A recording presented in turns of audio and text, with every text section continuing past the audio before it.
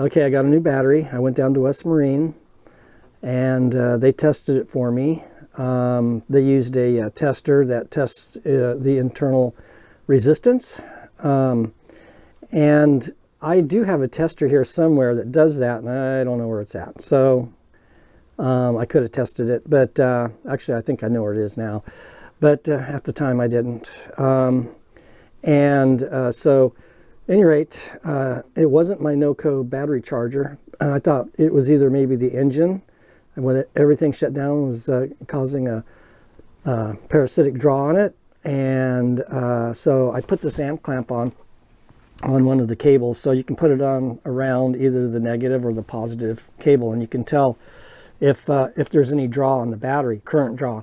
And it didn't show any.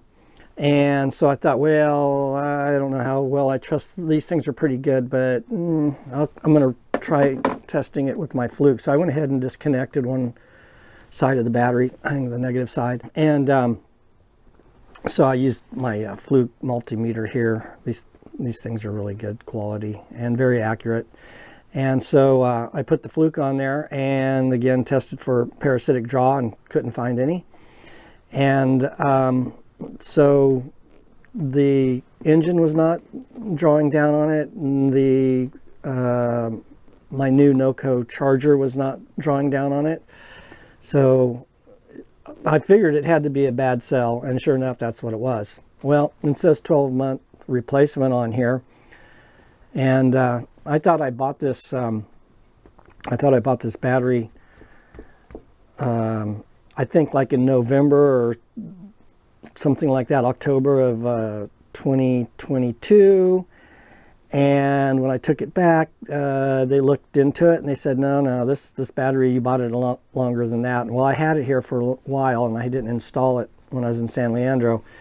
And I kept it charged up. It was brand new, never been used. And then finally, when I went to start my engine, because I was working on the engine and hadn't ran it in like 6 years, and I have a video on that in one of my previous videos. And so I started it, and it started up great. The battery worked great, and I started it maybe, I don't know, 5 or 6 times. It started every time, no problem.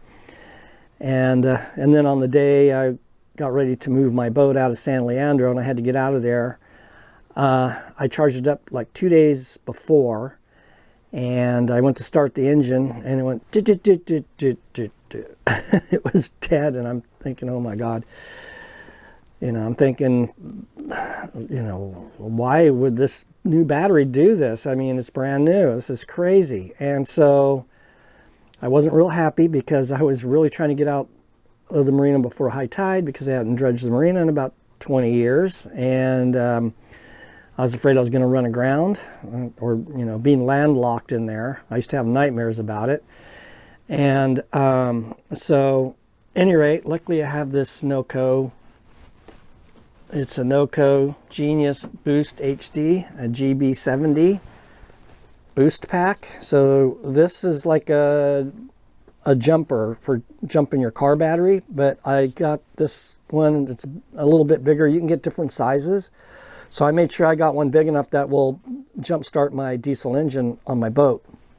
And luckily I had charged it up the night before I was to leave San Leandro. And it connects to the battery, just like jumper cables. So you put it on here and you turn it on and it comes on. And these things are really cool. I really like them. They work really good. So these are great to have in your car because if you need to jump, you don't have to wait for somebody to come along and help you. And you just throw it on your battery and start it up. And so at any rate, it turns on power. It has a 12-volt input for charging and a 12-volt output, so you can connect it to other devices. It also has a USB connector here, so you can charge like your phone and stuff off of it. So it also has a light, and so you can adjust the brightness. It also flashes. It'll do SOS. and it'll also, that's SOS there, it'll also do, you know, a strobe. So yeah, this thing's really cool. So I put this on the battery, on the bad one, on the morning I was leaving San Leandro, and the engine started right up. So I had to make sure that my alternator on my engine was charging the bad battery, because the trick now was to not shut the engine off the whole trip. It had to run, because I mean, I could probably still start it with this no problem, but I just wanted to make sure that I didn't shut the engine off, because I didn't want to get out there and not be able to start it. It's a sailboat, I can sail, but you can't really sail into the marina. They don't like you to do that, and also it's dangerous, so you can cause a lot of damage. And so at any rate, I did have towing service if I needed to get towed, Boat US towing service, which is a really good thing to have. So at any rate, that's what's going on here. And so so when I went to West Marine, you know, it says 12-month replacement, and they said, no, this battery you bought in 2021, and it's already 2022, and you're not going to get another free one, so you're going to have to pay for one. And when I bought this battery, I knew I could go somewhere else and get a cheaper battery. These are pretty expensive, but I had 2 of these connected in parallel on my old boat. I had another boat with a 60 horsepower Lehman diesel that I installed in Santa Cruz, and I did a night run up the coast to San Francisco Bay, to San Leandro. And that was back in 1994. But those batteries, they were smaller than this battery, and they were, I connected them in parallel, so I'd have enough cranking amps to start that engine. It's a pretty big engine. And it worked great. Those batteries lasted forever, and they never leaked. They never, you know, boiled over. The terminals never got corroded on them. I mean, they were just great. So I thought, yeah, I'm going to get another West Marine battery. Well, when this battery went bad, and I'd only used it maybe 6-7 times, I went online and I found somebody else that had the same problem with one of them. But most people said that they were great. So I decided, well, I'll go ahead and get another one. And the guy did give me a break. I think he reduced the price by about 30%. And so, and this does have 12 months warranty. So if it goes bad within the next, you know, 12 months or so, less than that now, probably 10 months, I can replace it for free. And so at any rate, so I need to put this back in. Another reason I chose this battery and went ahead and got another one is the size of it. It just happens to fit in my battery box. There's other ones that I was looking at that wouldn't fit as well. There would have been problems with that. So this one fits in there perfect. It's just right. And so it's a group 27. It's got 1050 cold cranking amps. So it'll start my diesel engine, no problem. My diesel requires at least 900 amps, and this is 1050. So that works out great. And anyway, so I have to install this back in, and then I'll put the charger on it and charge it up, make sure it's charged up, and then I'll start the engine. So that'll probably be in another week or two. I'm in no hurry now because I'm not going anywhere. And so hopefully that'll take care of that problem, and hopefully this battery will last this time. I carry this boost pack in my car. I have a Toyota 4Runner, and so I carry it in the car. And then whenever I go out to use the boat and go out in this boat, I'll take it with me on the boat, so I'll have it with me.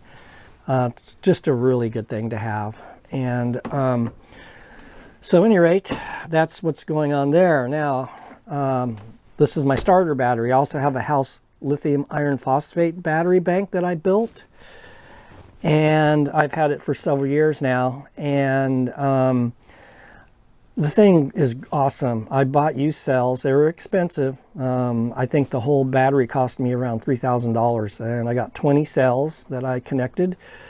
And I have covered this in a previous video. And of course, how it goes is that, you know, in my previous video, I was talking about how my house lithium iron phosphate battery it doesn't have, I don't have a balancer on it, and so I have this 55 amp charger that charges with shore power.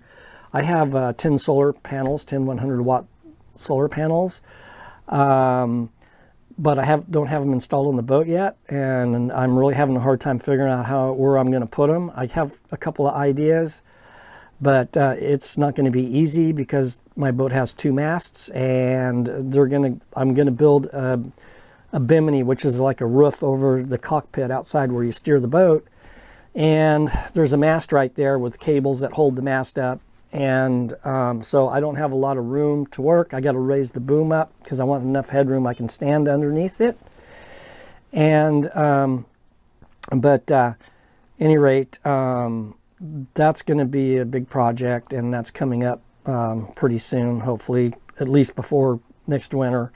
I want those installed. And so for now, I charge my house battery with shore power. And so I don't have a balancer on it, which keeps all of the cells. There's 4 cells. Actually, there's 20 cells, and I got 5 of them connected in parallel, and another 5 connected in parallel, and another 5, and another 5. So that makes 4 like super cells, big cells. And then those are connected in series. That each cell, each supercell, or each individual cell is 3.2 volts nominal. And so when I connect those supercells into parallel, when I connect those supercells into series, that bumps the voltage from 3.2 volts up to 12 volts, 12.8 I think. And so it's like a 12 volt battery that you use for normal operations on a boat. A lot of boats have 12 volt systems. You can go with 24 volt systems. I could reconnect these cells and make it 24 volts, or I can reconnect them and make it 48 volts or 32. But I decided to go with 12 volts because this boat was originally set up for 12 volts, and I don't want to have to change everything out to go up to a higher voltage. Now I do have a 5,000 watt power inverter, and they actually are more efficient if you run them at, if you get one that operates at 48 volts. The least efficient ones are 12 volts, but it's a 5,000 watt power inverter, which is going to be plenty of power. I'm going to be able to do all my cooking. I have an inductance cooktop that I installed in the boat. I used to have an alcohol stove in here, and that thing was, I don't like alcohol stoves. I don't recommend them. There's different kinds. Some are safer than others. I had a galley made in here. It didn't work. The previous owner said probably the fuel line's clogged, and I never used it because my other boat I had also had a galley made alcohol stove, and I tell you, when I cooked with it, it was awesome. I mean, it was better than cooking with gas. It was just, the flame was just intense. It got really hot. I could saute and throw a little brandy in the saute pan, and flames would go shooting up, and it was great. But at any rate, one night I laid down on my bunk, and I had quarter berths in my boat, which were kind of in the back where the entranceway was. So there's one on one side and one on the other, and then adjacent, like I'd sleep on this bunk, and adjacent over here was the galley, and the galley stove was there, the galley made alcohol stove. And one night I laid down, I was going to bed, I was going to sleep, and I closed my eyes, and I can see this kind of light through my eyelid, what is that? And I opened up my eyes, and the galley made stove opens up so you can get in and clean the burners and do maintenance to the system. And when you close the lid, there was a little bit of a gap. I mean, it was just maybe an eighth of an inch, and it just was perfect at eye level from when I was laying in my bunk. And I could see a blue flame inside the stove when I went to bed, and I'd cooked earlier that evening. And so I thought, whoa, what the hell's going on? So I went and I opened up the top of the stove, and my stove was on fire, and I went to bed with my stove on fire. And it wasn't the burner burning. I mean, alcohol was spewing out all over the top inside and was on fire. And so after that, I went down and bought one of these little portable butane burners, and I started cooking on that, and I stopped using the alcohol stove. That was it. Matter of fact, this marina I'm in right now does not allow alcohol stove, so let that be a warning. If you're moving to a new marina and you have an alcohol stove, you need to look into that. And so I went to it with electric because I got this big house battery bank that I built now, and when I get my solar panels up, I'll have 1,000 watts, and I might bump that up to 1,200 watts of solar power. And with that and my battery bank is they're used cells, and I think they probably came out of like a muni bus. They use them in a bus. It's like a hybrid bus, and they can only, once they get down to maybe, once they draw off about 10% of the capacity, then they have to replace them. Well, there's still 90% left. So theoretically, the batteries the battery would produce about 11,500 watt hours of storage, and the cells that I got are really good. They're in really good shape. They really pretty much tested out to spec, and I did a capacity test on every individual cell.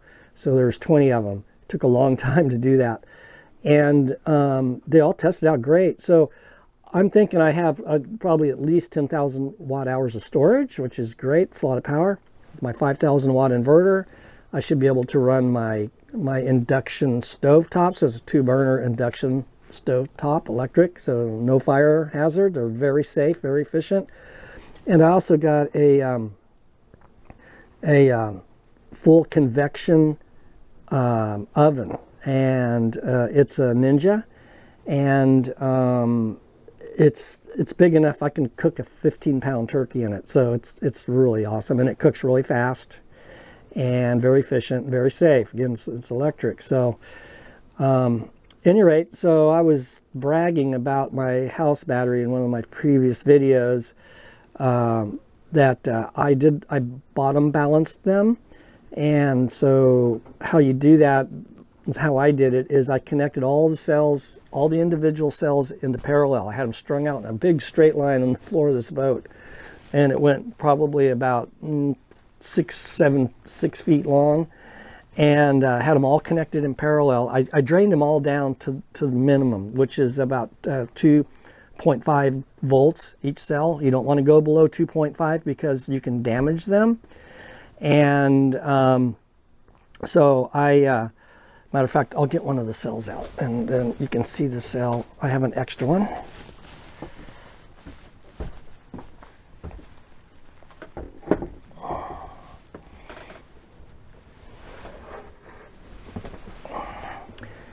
Anyway, this is the cells that I have, and they're CALB, which I think it stands for, they're made in China, so they're Chinese aircraft. What's the L for? I can't remember. Battery. I don't remember. But at any rate, this one cell is 3.2 volts nominal, and it's brand new. They're 180 amp hours of storage, and so I connected 5 of these together to make one supercell, and then I've got 4 of those supercells connected. And so theoretically my house battery bank is 900 amp hours of storage, which would be, like I said, I think around 11,500 watt hours. And but of course they're used, so it's not probably be that good, but I'm thinking around 10,000 watt hours of storage. And so I hooked these all in parallel and just set them side by side out like this, and connected all the terminals. I drained them down to 2.5 volts, and you don't want to go below 2.5 volts, because if you go below 2 volts, this thing was total garbage. You can throw it away, because it's not gonna work anymore. And if one cell goes bad, it can drag the whole system down and damage a lot of cells. So you really need to be able to monitor them. Now, because I have supercells, I'm not monitoring every single cell, but I'm monitoring each supercell. So I can monitor 4 cells, and I have I have a, it's right behind me here. I have a monitor here that I use, and I don't think you can see it from that angle. So I can monitor all 4 supercells and see what their capacity is. And so I was bragging in my previous video that I don't have a balancer on it. And I do have a balancer, I just haven't installed it yet. I got a SBMS, which is this guy in Canada. It's open source. They're really awesome. They're pretty technical though. They're not something real simple to set up. They're a little more difficult. You just don't, it's not plug and play. So, but the hardware is open source and the software is open source. So you can actually, when you buy this, he says, you know, you're part of the team now. And so they're really cool. A lot of people use them. And so I have one of those. I haven't installed it yet, and I'm excited about installing it, and I'll make a video on that when I do. But what a balancer does is it keeps them, all the cells level, the same level. So there's passive balancers and there's active balancers, and so what basically how they operate is if you have one cell that's a little low, it'll channel energy from the higher charged cells into the lower charged cell to bring the lower charged cell up even with all the rest of the cells. So it keeps them all even. And the reason you want that is because you don't want one cell to go too low and goes below 2.5 volts and then it can get damaged. So that prevents that from happening. Now I do have this monitor on here, and if any of my supercells go low, so there's 4 of them, an alarm goes off, and it's this unit that I got is, the alarm is very annoying and very loud, which is what you want. I don't have a balancer connected yet, and I was bragging in one of my previous videos that I bought them, balanced them, so I ran them down to 2.5 volts, connected them in parallel, and I let them set, and you probably just let them set overnight, would be good enough, but I let it set for like a whole week. And so all of the cells were perfectly balanced, all the same. And then I put them together, hooked them all up, and then charged them with my charger. I have a 55 amp Power Max charger, which I absolutely love. It's adjustable, which is great. You can adjust the voltage, and a lot of these chargers you cannot. And so you can adjust it so it won't, you know, you're worried about them overcharging, because these lithium iron phosphate batteries, they can get damaged if you discharge them too low. They can also get damaged if you overcharge them. And the same thing happens when you overcharge them. If one cell charges faster than the other cells, and you go to charge it all the way up, and that cell goes beyond its limit on the high end, it can damage the cell. So you can damage them charging them all the way up, and you can damage them discharging them down. So that's why you want a balancer. And but what I did was, when I balanced them, when I connected them all together in parallel, and then I connected them in the battery box, and I charged them up, I noticed that they were balanced when they were discharged. So they're all the same level. And then as it started to charge, they started going out of balance. And some of them were charging a little fuller, others were a little lower, and a little fuller, you know. So there were different levels. But then when they charged all the way up and started getting back to the top, they all started balancing back out again, which was bizarre. You know, it would seem like it'd just keep going out and out, farther up it goes. And so I thought, this is great, I'm just going to leave it. And so it's been like that for a couple of years. And like I said, my previous video, I said, oh, I was bragging about this. Well, the other day, I decided to look at the monitor and look at, you know, the condition of the cells. And cell number 1, supercell number 1, is lower than the other ones. And this thing's almost discharged down now. It's getting down low. So I got to charge it up again. So now I got to look into that. And it might be, when I originally bought these, there was a guy on eBay that sells batteries, and he has a good reputation. He only had 5 of these available, and I needed a lot more than 5. I needed 20. And so I went ahead and bought those 5, thinking, well, he'll have new ones. He said he had tested them, and they checked out good, up to spec, and they were good. And he wrote them the capacity on each one when he tested it. And they're all up to like around 180 amp hours. And so I thought, okay, he's got a good reputation, I'll buy them, and they're not cheap. And so then there's a place up in Washington State. I mean, I had to wait like about a year before I found more. I mean, there was none available. Now, you can buy these brand new, and if I'd have bought them brand new, I paid about $3,000 for the used ones. If I bought them brand new, I think they were around $7,000 or $8,000. So I thought, no, I'm not going to spend that much. So I went ahead and waited until some more were available. Well, there's a place up in Washington State that had some, and I could have bought all 20 from them, and I wished I had. I wished I would have just kept these 5 and bought 20 more of them. But I thought, okay, I already got 5, and all I need is 4 of these older ones. So when I made the supercells, I have 5 of these cells in each supercell. I used one of the older ones in each supercell, and I kind of staggered them in the grouping. And so now I got one of the supercells is a little lower, so I'm kind of suspicious it might be one of these older cells that's bringing it down a little. But it could just be out of balance too, because they do go out of balance over time. I got to open up the battery box. I'm going to do right here now, and you'll see. And I'm going to find out which cell it is. It says on the monitor here, it says it's group number 1. So it's the supercell number 1 that's low. And I can't remember. It's really weird when you hook this monitor up.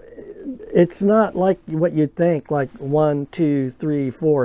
It's the other way around, 1, 2, 3, 4. But it depends on what side of the battery you're standing on, which side 1 is and which side 4 is on. So I'm going to take my multimeter here, my Fluke, and I'm going to test each cell and find out which actual cell it is. And then I could take it apart, the battery all apart, and test the voltage on each individual cell. I can't unfortunately do that when they're connected in parallel, because it acts like one battery. And so I can't test individual cells when they're connected in parallel. But I don't think I'm going to do that. I'm not going to sweat it right now. I'm just going to go ahead and determine which supercell is low and get it in my mind that, okay, that's group 1, and then I can go from there, 1, 2, 3, 4, whichever direction it goes. And then I'll go ahead and charge it up, and I'll see what happens when I charge it. I'll keep an eye on the monitor and see how it reacts to charging. And then when it discharges over, once I charge it up, I don't use 12 volts a whole lot on this boat because I'm in the marina and I'm connected to shore power, and I use a lot of AC power. But I use it for some lights. I use it for, I can connect my refrigeration system to 12 volt, but it's not connected right now. I can have both connected to the refrigeration. So if the power goes out, the AC power goes out on the dock, the battery bank will take over and it'll keep running the refrigerator. The way I designed I kind of built my own refrigeration system, and I made it kind of like what's called holding plate refrigeration. And I used all these blue ice packs. They're the rigid plastic ones. They're kind of like this thing here, but smaller, and they got blue ice in them that you can, put in your ice chest and stuff. You buy them, at the store, and you can put them in. Some of them are in plastic bags, but these are rigid. And I lined my freezer part of my refrigeration with those blue ice packs, and so they freeze. And what's great about it is I can shut my refrigeration off completely for a week. I can go away for a week and come back, and all my food is still ice cold in the refrigerator. So that's really efficient. That's what you need if you're relying on solar power when you're out sailing, you're going cruising. If the sun doesn't shine for several days, you don't want your food to go bad. And so the refrigeration can just shut down for it depends on how hot it is. If you're in the tropics, it probably would only last maybe 3 or 4 days. But where I live here in San Francisco Bay Area, it easily will stay cold for a week, easy, even longer. And so at any rate, so that's what's going on. I'll go ahead and open up this battery box now, and we'll see what we can find. which supercell is the problem cell. I'm not real crazy about lead acid batteries. Not only do they spew out sulfuric acid if you overcharge them, or overfill them. You have to fill these up with distilled water, and you don't want to overfill them. So there's a little collar that goes down in each hole where you put water in. There's 6 cells in this, and you just fill it up to the bottom of that collar, and you don't go any higher than that, so it loses some airspace, so they hopefully won't boil over. And as you know, I'm sure most people know with their car, that you get all this corrosion on top of the battery, and that's sulfuric acid, and it'll eat, if you got clothes that are made out of cotton, it'll eat holes right through them. You get the acid on your clothes, and it doesn't seem like no big deal. It's a wet, big deal. And when you wash your clothes, take them out of the dryer, they're full of holes. And then the other thing that I don't like about lead acid batteries is that when you charge them, and even when you're using them, but mainly when you're charging them, they off-gas hydrogen gas, and hydrogen gas is highly explosive, so they need ventilation. So if you have them inside something like this box down here kind of worries me a little bit, because I'm probably going to need to drill some holes in here for, it's got ventilation, but you know, as long as there's no spark down in here when I'm charging, I'll be okay. But but it will off gas. The thing is that if you keep them charged, they don't off gas as much. But if you drain them down, and lead acid batteries, you can only drain down to 50%, or you can damage them. So you drain them down to 50%, which is considered all the way discharged, and then for use. And then you go to charge them. Now the charger, because it's a three-stage charger, it charges the first charge when it's down low. It really pumps the amps into it, and then as it starts getting full, then it cuts back to the second stage, which doesn't put as much amps into it. And then when it gets full, it cuts it all the way back to just a very small trickle charge to keep it topped off. You always want to keep these lead acid batteries topped off all the time. You really don't want to bring them down. And when you do bring them down, and it's going with that full blast charge in here, that's when they off-gas a lot of hydrogen gas. And that's when they become dangerous. So if you keep them charged up, they're not as bad. A friend of mine, he went to start his car one time, and his battery, I guess, was getting old, and it was down. Somehow it was discharged. I don't know if he left his lights on or whatever, but when he turned the key on, the battery exploded. And I mean, it scared him. And it caused a lot of damage to his car. I got 5 cells connected, and then another 5 cells, and another 5 cells, and another 5 cells. So those are my super cells. And the black jumpers there, they're bus bars. They're called bus bars. The black ones connect them in parallel, and the yellow ones connect them in series. So at any rate, one of these is bad, and here's my monitor. I'll turn it on, and I don't know if you can see it. It's flashing. I doubt if you can see this. Let me zoom in on it, see if I can get in tight. Nah, I don't know about this. There it is. Okay, so you can see cell number 1 is lower than the other 3. Look at the other 3. They're like perfectly balanced. They're really, really close, but that cell number 1 dropped down. Now, they used to always stay balanced all the time, so it's got me a little worried. And they're still at 3.2 nominal, but they're getting down. Now, those bars go all the way across when the battery's charged full. So right now, they're 72 milliwatts out of balance. And so, I mean, it's not a whole lot, but it's still, it used to be like only 8 millivolts out of balance at the worst, and I'm down to 17% capacity, so it's getting low. So I need to charge this up. I have plexiglass on top of this battery, and it's inside this slot here, so I can pull this out, which I'm going to pull this out in a minute, and that'll protect it. So if anything falls on top of it, you know, keep it from hitting anything and causing a problem. I also have this thing set up. I put in some LED lights in here. See if I can make this come on. The sensor's kind of buried over here. No, there it goes. And so I can, I got red light in here now, but I can change the light colors. It's red. I got to get the green, just different, whatever color I want. I can change it, but I like red and easy on your eyes. Blue's not really good to look at. Blue light's not good for you. It's not good for your eyes. It's not good for your skin. It's not good for a lot of things. But at any rate, so another thing that's really important on these lithium batteries, super, super important, is this fuse here. And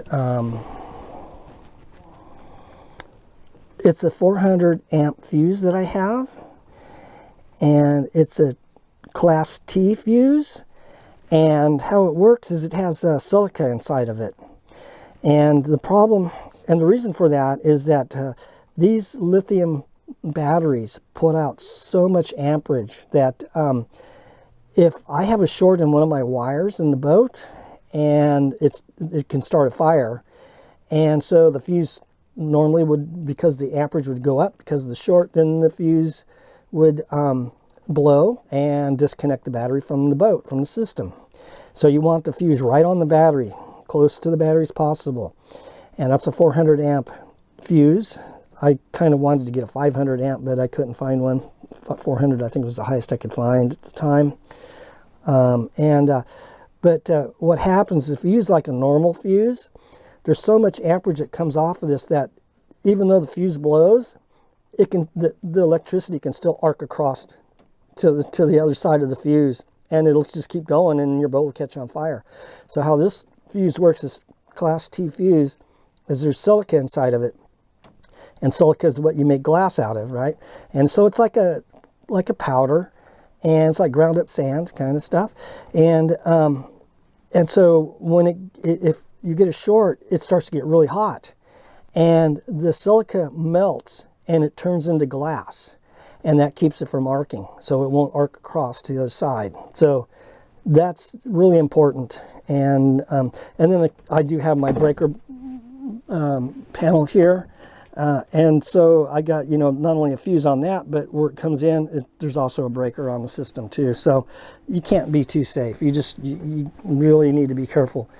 And then the low voltage, that Victron down in there, that blue box down there, that's my low voltage cutoff. So I can adjust it to cut off in case my battery bank starts to go low, and my alarm will go off.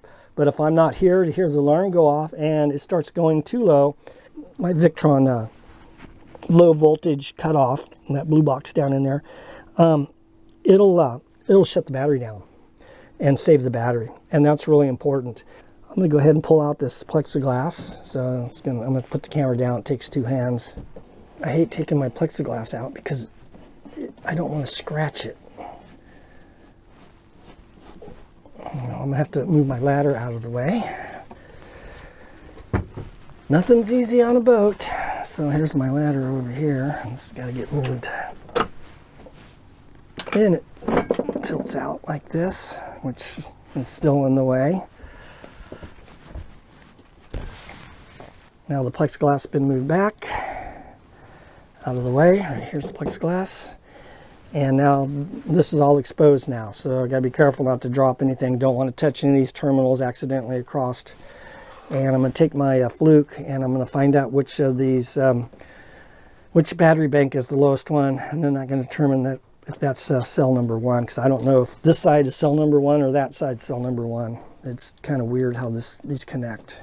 At any rate, I can measure across here. It's from here to here.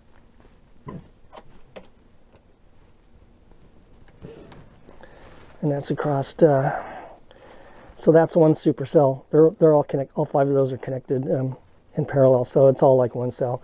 And this is 3.287. Now I'm going to do the other one on the other end, because it's one or the other. Great news. All of my cells are 3.288. So this battery is perfect. It's perfectly balanced. There's a problem with my monitor. I had a problem.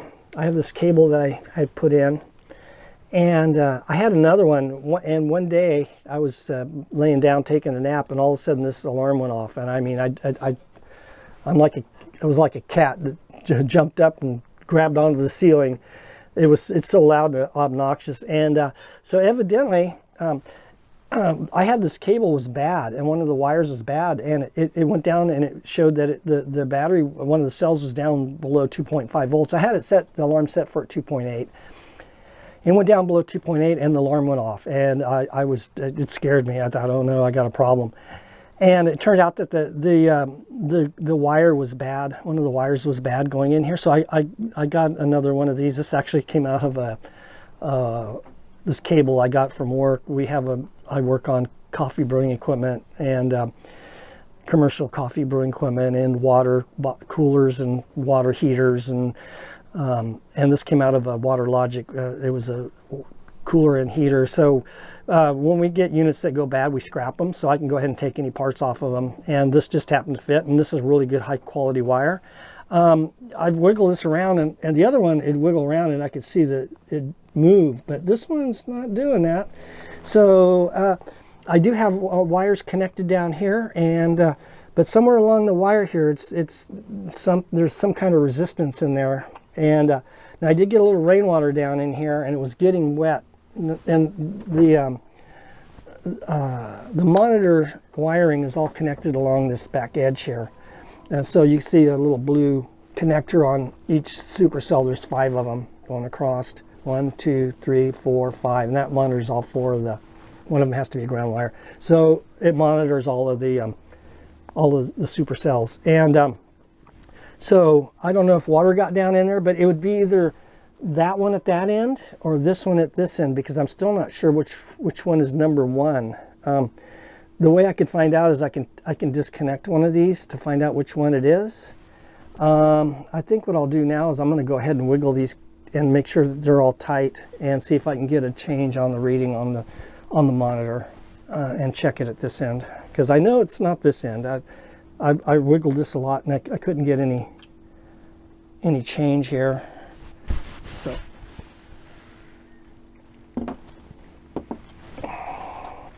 there it goes. I found the problem. Okay, so now if you can see, let me zoom in on this and focus it. I found the problem. Now you can see all the bars are the same. See that?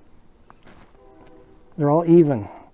And it's only 5 millivolts out of balance. That's really good. And excellent.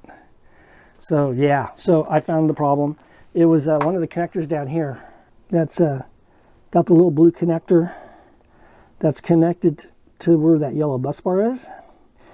And I wiggled it, and sure enough, the monitor went back to normal. So great news. There's nothing wrong with this battery bank. It is perfect. So cool. So I'm going to go ahead and I'll tighten that down. I don't want to get my wrenches are hard to get to. I got them buried under the floor, but I do have a crescent wrench. I'll tighten that one down. Now, rainwater, this window here leaks, this round window, and I try to catch the water, but I've had water get down on top of my battery bank here, and I had the plexiglass in here, and I didn't really see that water got in there.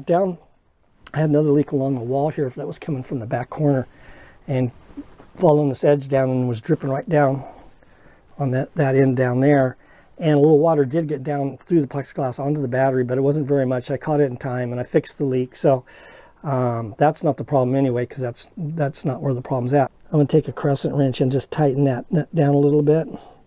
And I need to get a torque wrench because these really should be torqued on. You don't want to over tighten them, because if you strip one of those terminals out, then that cell's bad. You have to get rid of it, or retap it and put a bigger bolt in or something. But but you also want them tight enough so they don't come loose. And this is pretty close to the engine. The engine's only probably about 6 feet away, and diesel engines cause a lot of vibration. So I have lock washers on everything, and I'm not sure if I used Loctite. I might have. I'm pretty good about doing that. So they shouldn't come loose, but I'm going to go ahead. It might just been a little corrosion, but I'm just going to go ahead and tighten that one nut down a little bit. Now this is actually kind of a scary thing to do here, because I got this metal wrench, and if I drop this on here, there's sparks are going to fly, and it's going to be a disaster. I'll literally, it'll get so hot I won't be able to pick it up with my hand. I got tongs in here I use for cooking, metal tongs, stainless steel, and I'll have to probably use those to pick them up. Just got to make sure I do not drop this wrench or touch two terminals across from each other. It'd have been a good idea to put some electrical tape or some masking tape on this handle far enough that if I drop this in here, there's no way it's going to arc across two of the terminals on one cell. So like you can see the yellow ones are connected across, and that's not a problem because those are two different cells. But if you connect like the first red, see the red bus bars there, if you connect one of those bolts across to the first black, that's a single cell, and that would short that cell out. So you just got to be really careful with that. And so at any rate, so this is great news. I feel really good now. That problem's fixed, and I can go ahead. It was not the battery, so this battery's awesome. It kicks ass. I love this thing. And these cells, like lead acid, if I used this boat used to have lead acid house batteries, great big honking batteries. He had two of them, and they weren't as big as this whole battery bank here, but they were a little smaller, maybe like I would say 3 cells or 4, probably about 4 cells wide, and 1, 2, 3 cells long, and there's 2 of them in here, went all the way across. And they were a combination starter for your engine, to start your engine, and house batteries for your lights and everything inside your house, your refrigeration, and they're not really good. But lead acid, you can only get like maybe 400 cycles. Charge them up and then discharge them down. Now with house batteries, that's how you operate them a lot of times, because you might not, if you've got them connected to solar or whatever, you don't have sun every day, they're going to get drained down. And same thing with lithium. Lithium, it doesn't hurt them to drain them down, but with lead acid, a brand new lead acid battery, they only cycle maybe, to where you drain them down, then you charge them up. That's one cycle. Then you drain them down, then you charge them up. That's another cycle. They only will cycle maybe 400 times before they go bad. And these lithium batteries here, these are older ones, and they claim, and again, because it takes so long to discharge them, and the technology is so new, when I tried to find data on the internet, that nobody knew, because the technology is so new, and these things will cycle like 2,000 to 3,000 times. Now the newer ones are even better than that. You can get ones that will cycle over 5,000 times, and but you have a big battery bank. It takes a long time just to cycle them one time, and so they can last literally decades. And I think the thought is now that they cycle so many times that they will last a long time, but the reason they won't last forever is from aging. So they'll go bad from just age, and but not so much from cycling.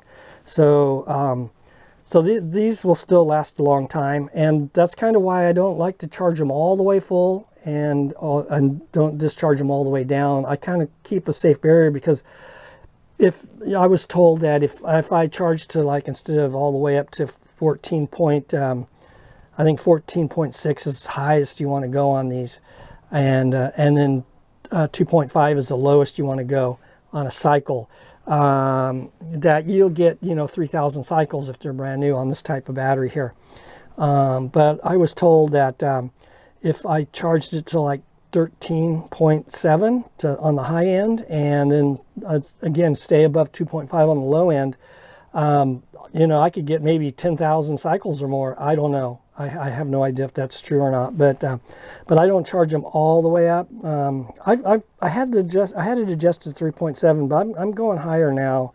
The main thing is you just don't want any one cell to overcharge, and same thing with discharging. You don't want any one cell to over discharge. So, at any rate, so that's it for this video, and I hope it was useful, and if it was, please like and subscribe. That will really help my channel out.